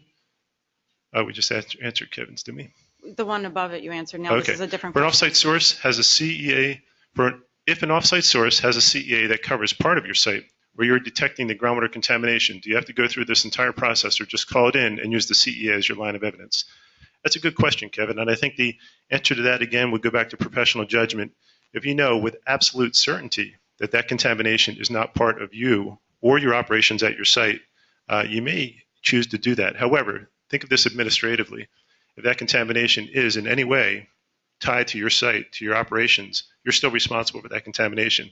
If you decided not to do that, that it's someone else's problem, from that point, you're responsible for any regulatory mandatory timeframes, any receptors that would be impacted. So it's really a professional judgment case. If it is that clear, that obvious, that you have no tie into that contamination at all, other things have been put on the upgradient site, then you take that chance. But the idea is administratively, we're offering a process where you identify it, you conduct an investigation, and you're administratively removed from that contamination, removed from responsibility for addressing it.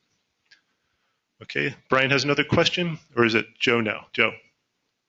If you suspect that an offsite source is from an unregistered regulated UST, do the notifications to the NJDEP remain the same to issue an RAO? Yes. Yes. Yep. That's an easy one. To Tom again.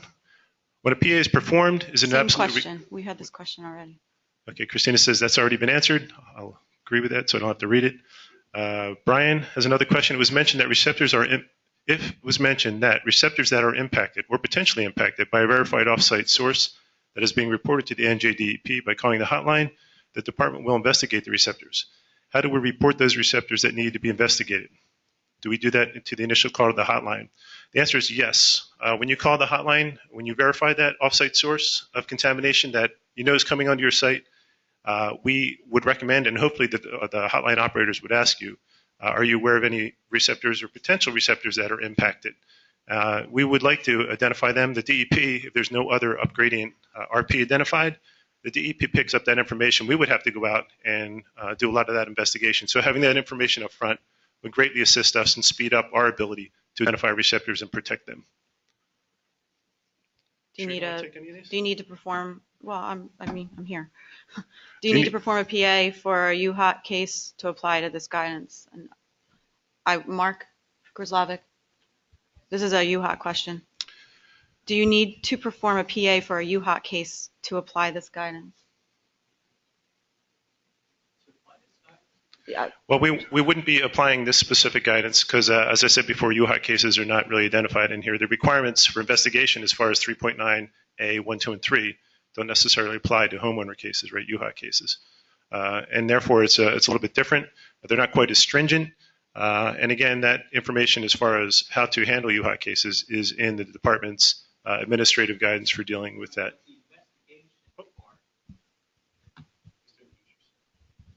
Yeah, I'm sorry.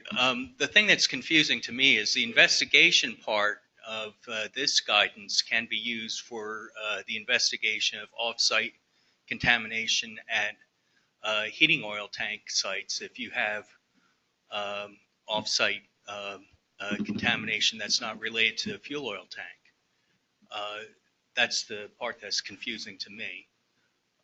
We encourage if on a residential site, if the homeowner needs to prove that it's coming from an off-site source so that they don't get straddled with a problem with insurance companies or lending companies when they go to do real estate sales. Sometimes they have to show that's coming from an off-site source. This is the same guidance that they would be using. Right. I think the only, the question really is, does a homeowner have to do a PA on their house?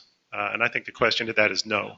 Correct. And UHOT, like I said, has a slightly relaxed set of requirements that they really need to meet to prove that there's a source coming onto their site. And I think they were outlined, again, in that administrative guidance that's already on the department's website. So just so we don't get wrapped around the axle in regard to UHOTs, I think it's a slightly different set of circumstances. This does not really address those. This is really SRP regulated sites where you have contamination coming onto your site. So let's take one more and then we're going to move on to Steve because I think Steve's losing. You had original excitement that I see waning a little bit. So we're going to take one more question and then move on. We have a question from Suzanne. Suzanne says, the use of existing data section of the guidance documents of the document states that providing the samples were collected in accordance with the DEP's Field Sampling Procedures Manual and analyzed by a DEP certified lab, the data should be acceptable. Is this statement something specific to the offsite source scenario, or is it general NJDEP policy applicable to all guidance documents? Well, Steve's going to talk a little bit about that. I think, again, professional judgment is key to anyone looking at this. Again, you're looking at the data and you're basically hanging your license on it as an LSRP. So if the data, you have suspicions that the data wasn't either collected properly or maybe it wasn't in the proper locations, maybe it was too far away, maybe the data is very old. We all know there's a difference between 3 to 5 volume well purge sampling and low flow sampling. So are the data approach or the sampling approach is comparable? So there's a lot of variabilities there, but overall, and Steve's going to cover that, when you use offsite data, you really need to look at that a little bit closer.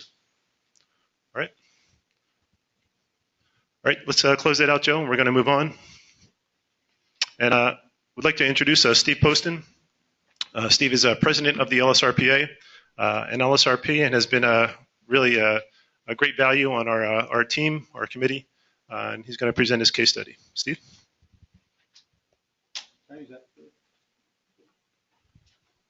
Hi, thanks. So in the committee, we decided that case studies are really important to try to get into, some of the how you might evaluate existing data and how you might apply professional judgment to the ideas of how much sampling do you really need to do or do you need to do any sampling to effectively establish the fact that you've got an off-site source of contamination? So we have a continuum of scenarios for one specific site. This is actually a real site with real data, but we've kind of blown up the bits and pieces of that data in terms of what we collected on site and what information was available through off-site file reviews to kind of present a continuum of decision making between a site with very little data and a site with quite a bit of data, and what we felt the appropriate response would be. So the site is a pretty like a postage stamp sized location in the central city. It's a bank building is on the site, bank building in a parking lot. About 15 years ago, a heating oil lust was removed. Soil contamination was found related to the tank. Soil was removed. No chlorinated volatile organic compounds were found in any of the soil samples. 3 monitoring wells were installed. No fuel-related constituents were detected in the wells, but again, 15 years ago, a couple hundred ppb of TCE was detected in all of the wells on the site. There was really no kind of gradient. It's just all of them were pretty highly contaminated with TCE. And then more recently, the site got picked up again, and the wells were sampled, and there was, 3 to 10 ppb in the down gradient and cross gradient wells. So a little bit of PCE left after all that time. Some more common site features. So based on the on-site wells, a hydraulic gradient was established to the southwest. That might need to be southeast, but we'll see in a minute when we look at the map. But the land use surrounding the site is primarily residential, but there are industrial properties located to the north of the site, and there's also various commercial properties kind of scattered around within the residential area. So, some suspects relative to the presence of chlorinated VOCs on the property, for example, auto body shops, auto repair, dry cleaning, that kind of thing. As a bank, due to the fact that the groundwater numbers at the time exceeded the triggers for vapor intrusion investigation, the bank property owner was very concerned about their employees at the site, and so a vapor intrusion investigation was done pretty early along. In both cases, the subslab, in this case, the subslab and indoor air samples were both actually analyzed. This was kind of early on in the process, but and they were negative, so there was not a vapor intrusion pathway at the site. So some common site features that might suspect that cause one to suspect that there was an off-site source was that the chlorinated VOCs were not found in any of the soil samples on the site. So there's surrounding land uses that could be implicated with the use of chlorinated VOCs. The direction of the hydraulic gradient into the site was from some areas that were developed as industrial properties. So that was a potential issue. And then the initial pattern of TCE contamination in the on-site wells, where there was just kind of this broad, fairly elevated level of contamination. There didn't appear that there was any kind of source on the site. It was just uniformly contaminated at a fairly high level. So the first scenario is a case where there's very limited amount of existing information, which would, kind of require that, a fair amount of actual field sampling be performed. So in this case, a PA was performed on the site, and the bank ownership records extended only back to the 60s. And same with the aerial photography and fire insurance maps. After the 50s and 60s, there just wasn't much information available. So it was not possible to fully establish what the historical land use at the site was. And based on, OPRA file reviews and access to the various databases, there was really no documented, at least, sources of upgradient off-site contamination. So moving on to the map of the site. So the lower portion of the site, it's a little blue rectangle. What happened early on was that kind of a quick and dirty hydropunch investigation was performed as part of a property transfer. And so, water samples were taken just at the water table interface, around the kind of upgradient site boundary. And the results of those samples were kind of inconclusive. So a couple of ppb of TCE was found at a couple of the locations, but at a concentration lower by a few ppb than what had been found in the monitoring wells at the downgradient portion of the site. So that was a little bit inconclusive in terms of, documenting an upgradient off-site source. So what was done was a piezometer was installed, and that's this thing called PZ1, which is about a block away from the site in what was believed to be the upgradient direction. Really just to get a water level and compare it to the water levels at the site. So the idea here is to document that, you do have at least an area-wide hydraulic gradient that's flowing into the site, so that the information collected on the site is actually reflective of what a area-wide hydraulic gradient is. So once it was verified that the gradient is actually into the site from this, from the neighborhood, several additional hydropunch samples were then taken in the street, just off the upgradient boundary of the property, and a little more kind of a rigorous investigation. So, samples were taken at 5-foot intervals from the water table interface down into the shallow aquifer a little bit. And the results of this sampling indicated, pretty significant concentrations of TCE up in the 100 ppb range in some of the samples, and, through a pretty thick prism of the aquifer. So, 10 or 15 feet of that water table aquifer is pretty well contaminated. And so the result of this investigation was that, yes, in fact, there is an upgradient off-site source, but in this case, it actually required a fair amount of work in terms of going off-site and determining the hydraulic gradient and taking some off-site groundwater samples. So that's case one.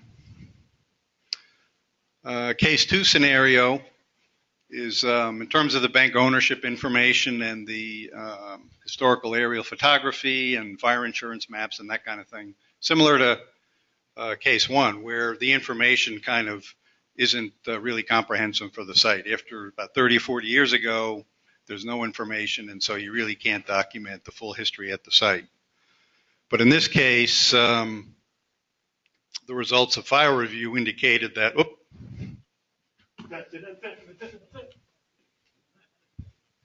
Okay, here we are, webinar participants. Sorry, I was asleep at the wheel, but now I am up and ready.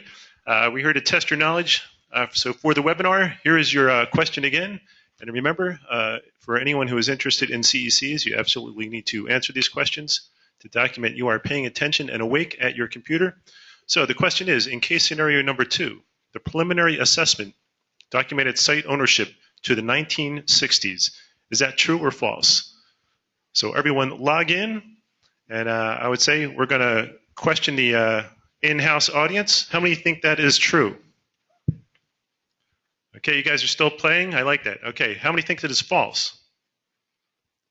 Okay, I would say webinar participants, you have a tough act to follow. Everyone in the room got it correct. So it is up to you. I can see that some webinar participants are not on the ball, but most are. Okay, we're up to 80%. We're going to give you at least 1 minute. So we got a couple more seconds. And then we'll return to our previously scheduled program. Okay, Steve, you're on. Okay. Thanks, Joe. You can shut that down.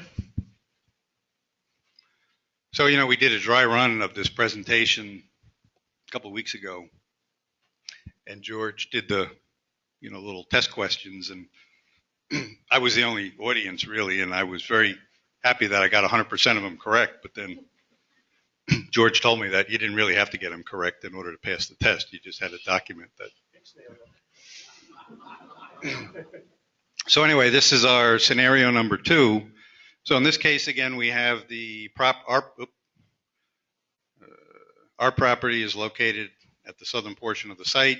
We established a hydraulic gradient looked like from north to south or northwest to southeast. In this case, though, we identified the subgradient property several blocks away that had pretty significant documented evidence of chlorinated volatile organic VOCs in both soil and groundwater.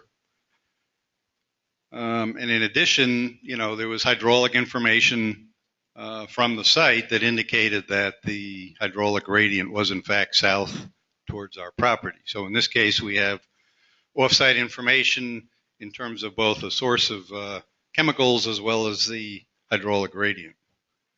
And so in this case, what was done was that interior to the property, kind of a more, I would say, rigorous investigation of the groundwater contamination was performed. So at a number of locations around the upgradient site boundary, and again at a number of depths, to look at, you got to look at the variation in water table. So you don't really just want to look at what's at the water table at the time you sample, but in this case, I think it was 5-foot intervals across the top 15 or 20 feet of this water table aquifer.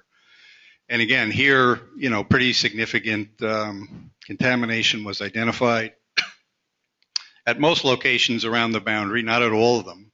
So again, the idea that you really have to do a reasonably comprehensive investigation is important. You don't want to just stick in one location. You really want to go around the boundary, and you want to look at some multiple depths as well, because you don't know really what the variability in the water table might be in terms of elevation. So anyway, in this case, the conclusion was, well, we have this, what looks to be an documented off-site source. We've documented the hydraulic gradient towards the property, and we've done some sampling on the property around the upgradient boundary, and it's pretty clear that, we found TCE at pretty significant concentrations. So again, the conclusion here was, okay, this is the level of work we need to do to document, this off-site source. Okay, so now we go to case number 3. And in this case, the site history information is almost as complete as you can get. The ownership documentation goes back to 1917, that this property had only been used as a bank property since that time. Pretty extensive aerial photography through the 1940s and fire insurance maps, back almost 100 years or more, pretty clearly again indicating that no other uses of the property. And as part of the Oprah file review, actually 2 upgradient off-site sources were identified. So on the next slide, which is the map of the area, again, you can see the subject site is at the bottom in green, but now we have these 2 upgradient properties. One is now only a block away from the site. And I believe we have the maps of hydraulic gradient from both properties, so you can see the upgradient property 2, which was the only property we had in the second case study. Now we have this upgradient property 1. It's only a block away, and that data is also consistent in terms of a kind of a southern direction of the hydraulic gradient towards our property.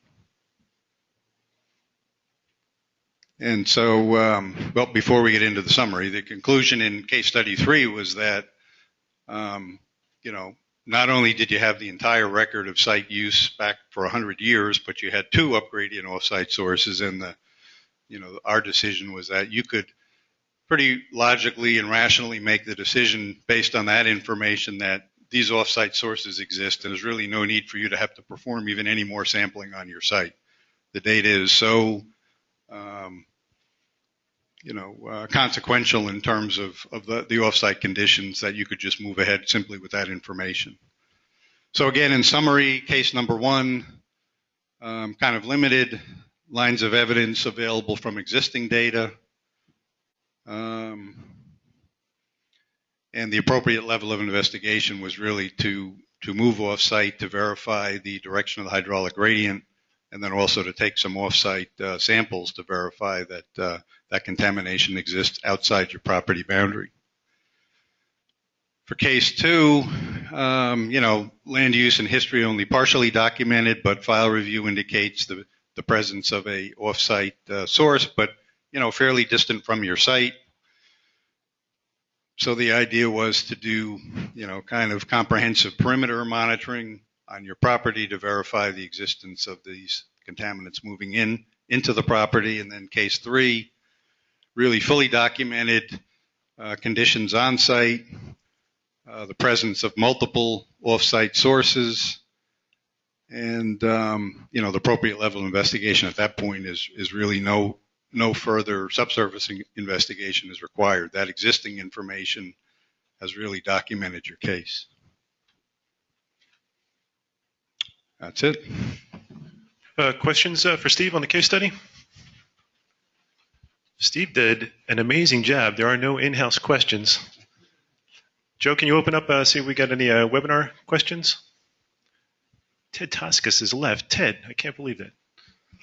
Okay, let's see. You know what, let's, Joe, can you go down all the way to the bottom and see if we have any, is that the bottom? Okay, let's work from the bottom up so that we have a, let's see, are groundwater results from temporary wells enough, or do you need monitoring well data to document offsite source? It's a good question. What would BIR accept on that?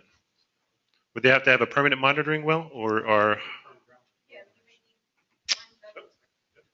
You would need to confirm, you would need multiple lines of evidence perhaps in that case. You would need to confirm groundwater flow direction, and at that point, it could be possible to use a temporary point. A lot of times we see people install permanent monitoring wells, but you could always do a set of hydropunch samples if you were tentative on groundwater flow direction as well.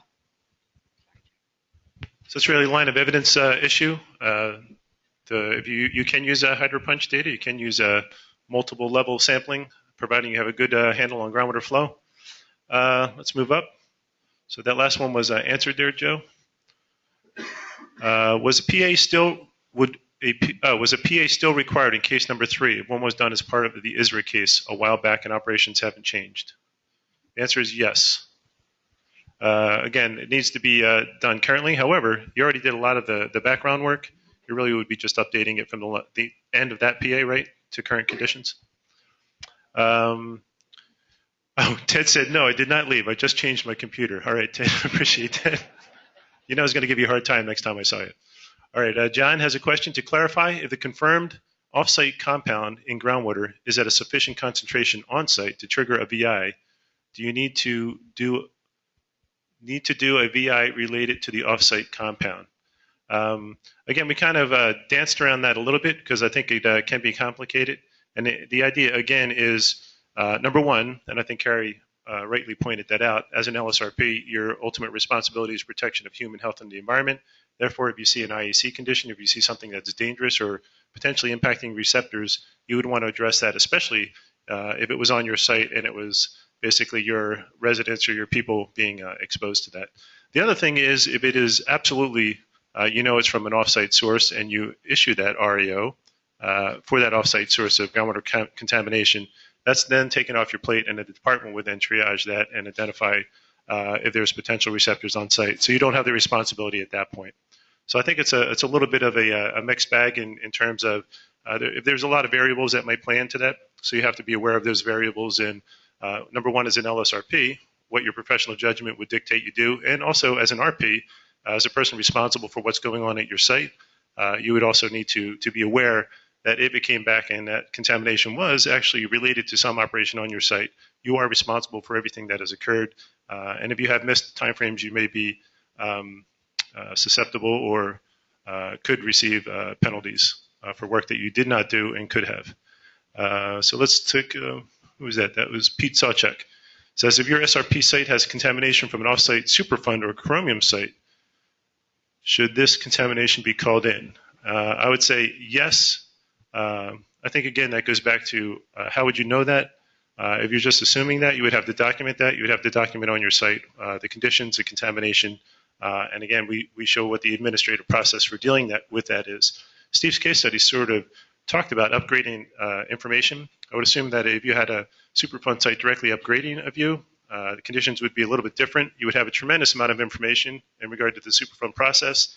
In addition to that, I would think it would be unlikely that as the downgrading recipient of that contamination, something was not already in the works, or there wasn't an IRM or some sort of CEA or work already being done on your site in regard to that. So again, that would be a question of exactly what stage the site is in, how much information is available, and in regard to if you were the LSRP on that downgraded site, what would you look into? What decisions would you make? Again, that your professional judgment would play into that. From Nadell, be handled. I like that. That's an excellent question. Yes. Next one from Sunila. What if PCE was detected in subslab? What would be the additional obligations for the PRCR? Well, actually, that is probably would point out, Nick, we found out that the trigger value is 31 for PCE. So in our particular case, we would not been required to do a investigation. So actually, Christina probably already knew that. So, but the idea is for any VI investigation, if sub-slab levels were above level, you'd have to continue the VI investigation. Basically, you want to make sure that the receptors are not being impacted. In this particular case, in Christina's case study, we showed that there was not a pathway from the contamination to the receptor. Therefore, the VI investigation was not completed. If there was a pathway, it would have to be completed, and potentially the receptors protected. And again, we talked about what your responsibility is for that contamination. Again, your responsibility is to protect receptors. If you can document that that contamination is not yours and you've already done that work, then the department would pick up that investigation. Okay, another one from Sunila that says hat. I like that. That's another easy one, yes. So we'll move on to Nadell again. How should multiple plumes from multiple offsite sources in terms of notifications, AOC, REOs, etc.? i.e. one multiple notification number, AOC or REO. I think the answer to that is each would be, just like sources of contamination on your site, each one would be a separate REO or AOC. If you have two plumes coming onto your site, there would be two offsite sources, offsite AOCs that you would need to issue. You would need to address them. The idea behind that, unless it is combined, you're really dealing with two separate issues, two separate AOCs, and they would need to be addressed. Again, if you're doing a full site REO, you would roll it into that, or for an REO-A, you would address them individually in the process that Christina had identified. Let's go on to Joe Eaker. Joe, are you asking questions? Oh, Joe got one off the email. It says, if TCE was only detected in deep monitoring wells, but not in water table and deep monitoring wells, are upgrading wells required? Let me look at that again. TCE was only detected in deep monitoring wells, I would assume on-site, but not in water table and deep monitoring wells. Are upgrading wells required? I'm not sure. Does anyone have an idea what that?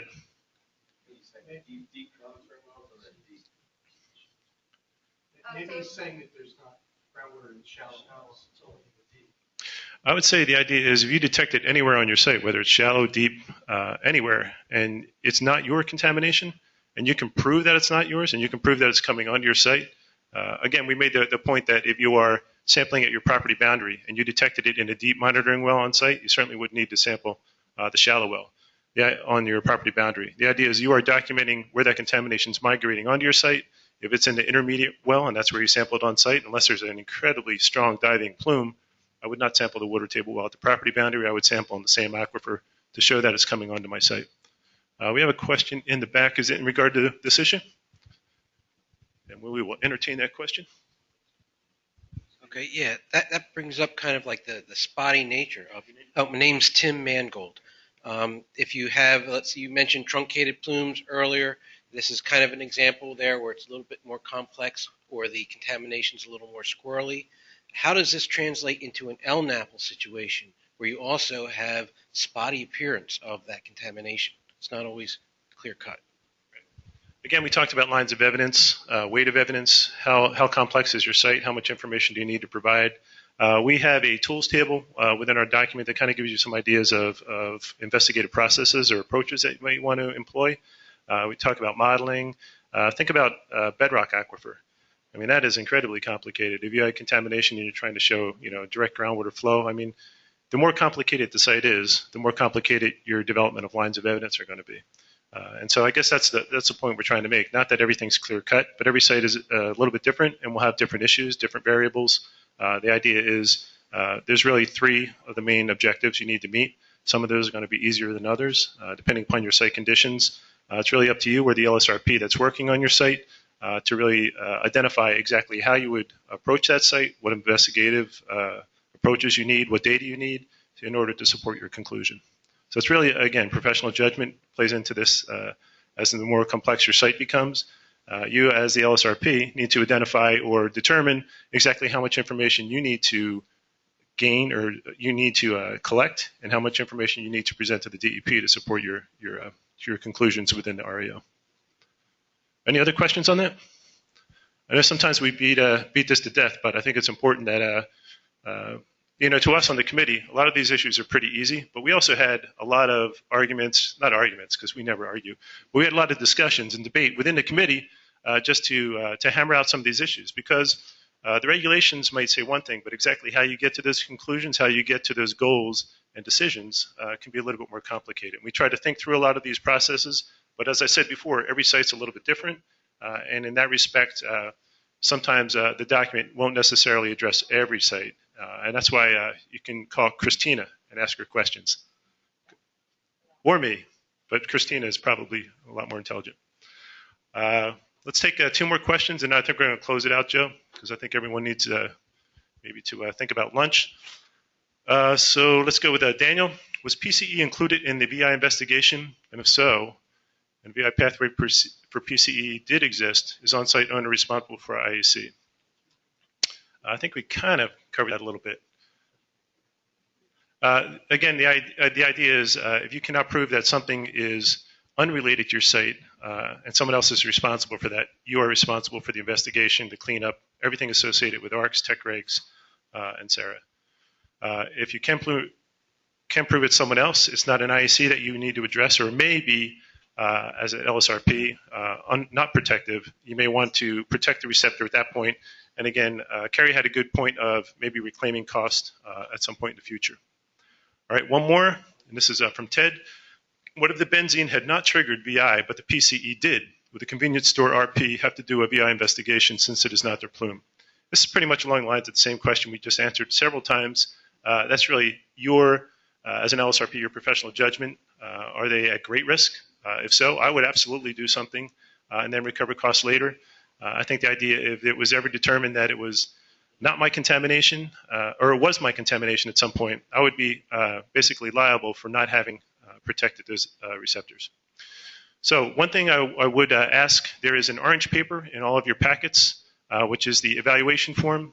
I would say that the training program, as well as all the tech guidance committees, we really do strive for excellence. We try to present a good program for everyone, and we learn from everything that you give us feedback in on those evaluation forms. The people on the web have that in a Word document. We ask you please to let us know what works, what you found valuable within these training sessions, and what didn't work. Because the next training session, we absolutely read every one of these evaluations, and we do try to modify the program to make it better each time. And hopefully we're successful in that. But if not, let us know, and we will achieve a better program next time. The other thing I would like to do is thank you for your participation in the House audience, as well as the webinar participants. Thank you for putting up with those webinar questions. We do think that it's very valuable for webinar people to be able to obtain CECs. That's something that we've been working on for quite a while, and we hope that you agree that a successful implementation of that would be of great benefit to everyone on the web. So I think that's it. I would like to thank our presenters, Christina and Steve. Thank you guys so much, and thank you guys for coming.